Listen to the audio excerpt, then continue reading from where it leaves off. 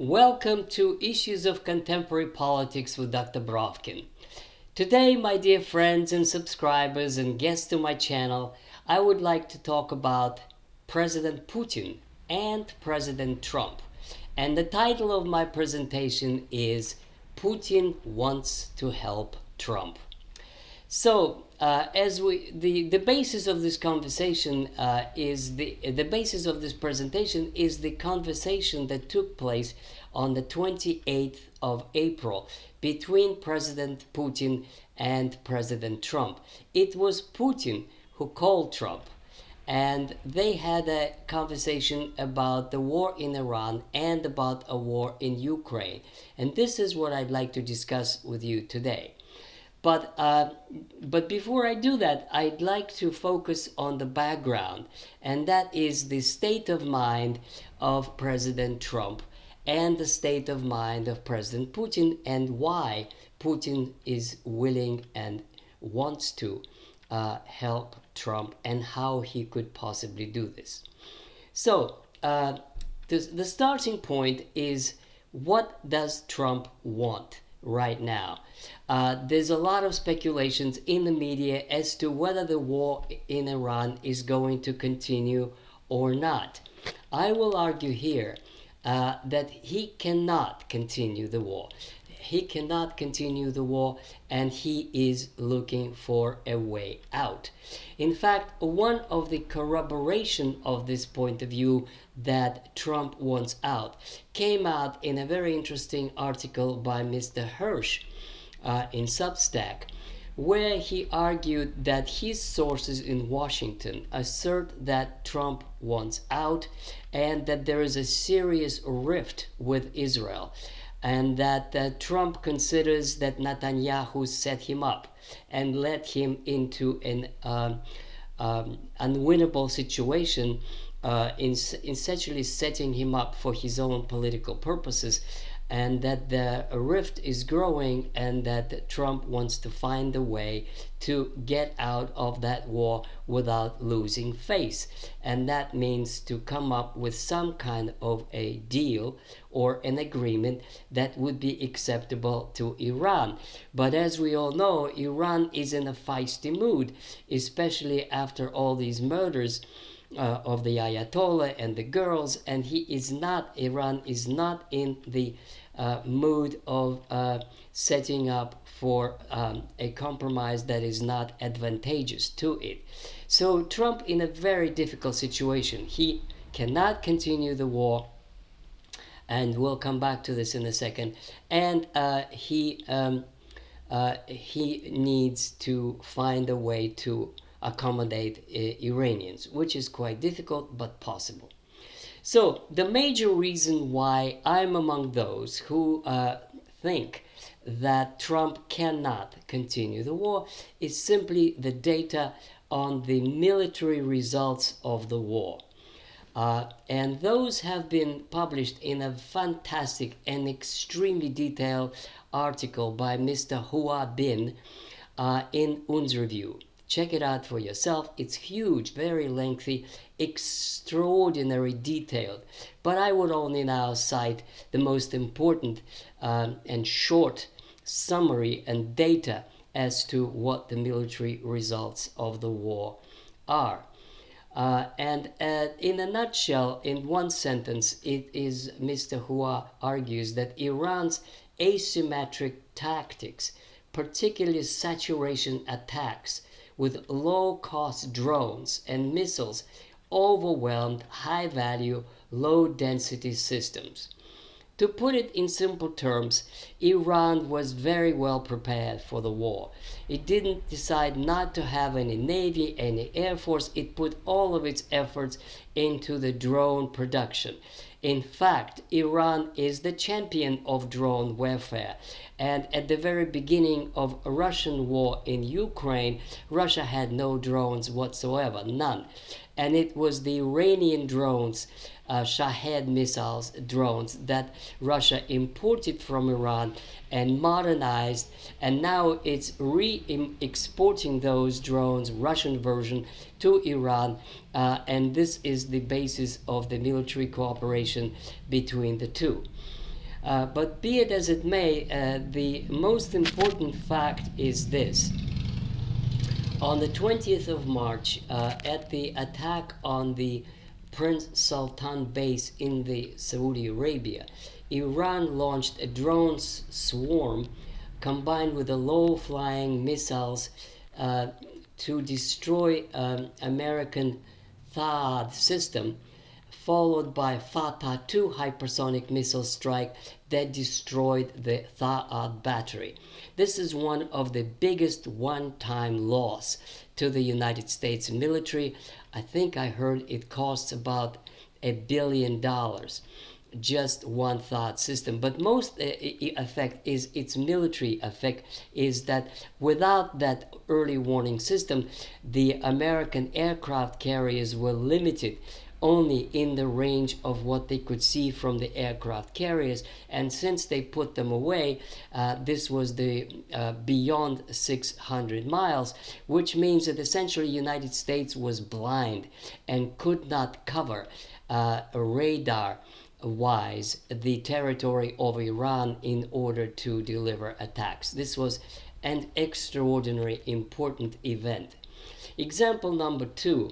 On March 27th, Black Friday attack on Prince Sultan during Iran's 84th wave of attacks, drone swarms and ballistic missiles struck the base, destroying the AWACS aircraft, 3 KC-135 aircraft, and the similar strikes destroyed 12 Patriot missiles, Patriot launches that are each extraordinarily expensive in the millions in the bases in Qatar, Saudi Arabia, Bahrain, and United Arab Emirates. Now these strikes were made by Iran's cheap, high-volume swarm tactics, drones, missiles versus U.S. expensive interceptors and platforms forced it in Iran's favor.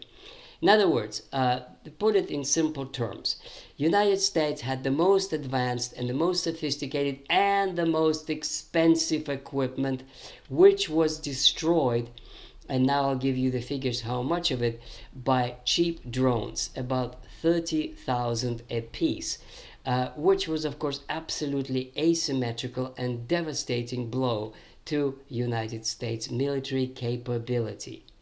Now, the statistics is that 150 THAAD interceptors were destroyed, which is 25% of American stockpiles altogether before the war. That is also over 1,000 Patriot missile interceptors, SM-3 usage, 80 to 92 inventory, 22% of the inventory before the war. So these are some of the examples, and the article provides all of them in extraordinary detail. Now, in terms of American offensive and bombing campaign, the Americans used 850 Tomahawk cruise missiles and over 1,000 AGM-158 JASSM systems, and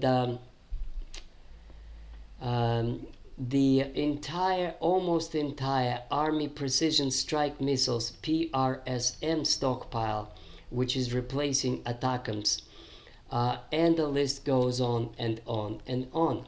And the bottom line is that the overall cost to the United States in the first 40 days was $40 billion.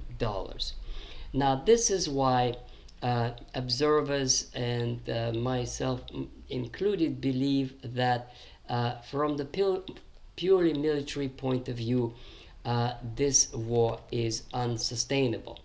The United States cannot simply go on with these kinds of losses at the time simply because it simply disarms it in any future conflict that may require American technology and American weapons. Now, the replacement, of course, is the big issue. It would take years to reach the levels before the war. This is why Trump needs a way out with dignity in order to proclaim victory. And this is where Putin comes in. Now, before I go into the details of the conversation, here is the background to Putin's telephone call. Foreign Minister of Iran Arachi came to Moscow the day before, and they had some very, very important conversations, obviously, as to what to do next and what to do next in case the United States resumes the war, and what to do next in a matter of a peace solution. Now, also, a few days before that, Russia's Foreign Minister Lavrov went to China, and there were contacts between various parties in previous week or two, including those in Pakistan. Essentially, all China and Russia are on the same page, and that is to seek a peaceful outcome from the confrontation.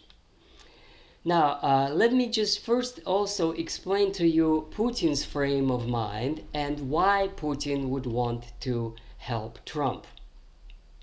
Now, Putin wants to help Trump for his own political reasons. Putin, just like Trump, needs a victory.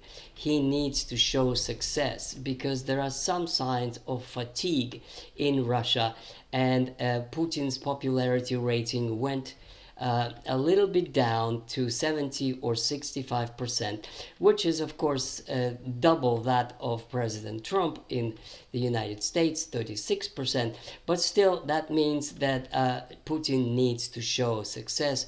He needs to show victory.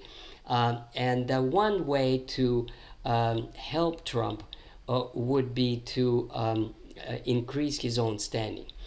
Now, the second reason why Putin wants to help Trump is that Trump's administration has done things that are in Russia's favor in terms of stopping military aid to Ukraine.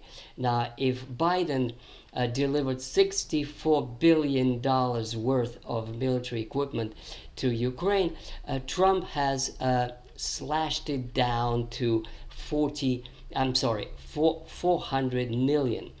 That's all. And they do still provide military intelligence, which the Russians are not very happy with, but nevertheless, it's a dramatic decline in military expenditure for the war in Ukraine. Moreover, the Russians couldn't be happier with the latest quarrel between Trump and NATO. And therefore, if it leads to weakening of NATO, or in the best possible scenario from Putin's point of view, is in the self-destruction of NATO, that would be, of course, all welcome. So for his own reasons, Putin needs Trump to stay in power. Putin needs Trump to win elections so that there is a way out. And if the price for that is a peace, that's even better. And if a price for that is two peace agreements, both in Iran and in Ukraine, that's even fantastic for both of them, for Trump and for Putin. So this is why I explain Putin wants to help Trump. Now, what can possibly Putin do? And that is what we learn in the readout of the conversation as presented by Mr. Ushakov, who is Mr. Putin's assistant and advisor. And this is all available from Kremlin.ru. If you want to check the official readout, it's there in its entirety. So here's from Ushakov's readout. Putin welcomed and supported Trump's decision to extend the ceasefire with Iran, viewing it as the correct step that gives negotiations a chance and helps stabilize the broader region. Putin warned of, quote, inevitable and extremely dire consequences, end of quote, for Iran and neighbors and the entire international community if hostilities resume, especially any US and Israeli ground operation in Iran, which he called completely unacceptable. Here's the word, unacceptable and dangerous. Now, to translate it into the real meaning is that Putin is saying to Trump, don't do it, Donald. Remember one time it was Trump in one of his speeches said that he called Putin and said, don't do it, Vladimir. Well, now it's the other way around. It is Putin who is saying to Trump, don't do it, Donald. Because probably Arachi told Putin that if the Americans resumed hostilities, the Iranians are going to hit really hard against the American bases, and now they're saturated with new American personnel shipped there, and against Israel and against the Arab client states. In other words, Iran would resume its attacks, the swarms of missiles and drones that have already devastated American military presence, and it could be even worse. Now, but that's just a kind of a threat and warning, but this is the positive side. And this is, listen attentively. Russia is ready to mediate and maintains contacts with all sides. Putin emphasized the need for a political and diplomatic settlement rather than the escalation. Putin reportedly offered Russian assistance regarding Iran's enriched uranium as part of the potential nuclear-related negotiations. Trump responded that he would prefer Putin to focus on Ukraine war. Here's the details of Russian offer. Russia has offered to act as a third-party recipient for Iran's stockpile of enriched uranium, primarily the highly enriched portion at the 60% purity. The proposal involves transporting and storing Iran's enriched uranium on Russian territory, potentially reprocessing or downblending it into low enriched uranium suitable for civilian nuclear reactor fuel. This would remove a key proliferation concern from Iran, helping facilitate a broader nuclear political settlement between the United States, Iran, and regional players. Now, the point to make here is that Putin and Russia are in the unique position to offer this. No other country can do it. Technically and politically, Iran has to trust a country that would be a recipient of its enriched uranium. It would be humiliating to deliver it to the United States. They have to be a friendly country like Russia or China. And that country has to have a physical and legal possibility of downgrading this enriched uranium to civilian use level. That is why Russia is in a special situation here. Now, that brings me to my conclusion, my dear friends. Number one, the United States cannot afford to continue the war. Number two, the military cost is unsustainable, and political cost in terms of oil prices and the coming elections in November force Trump to stop.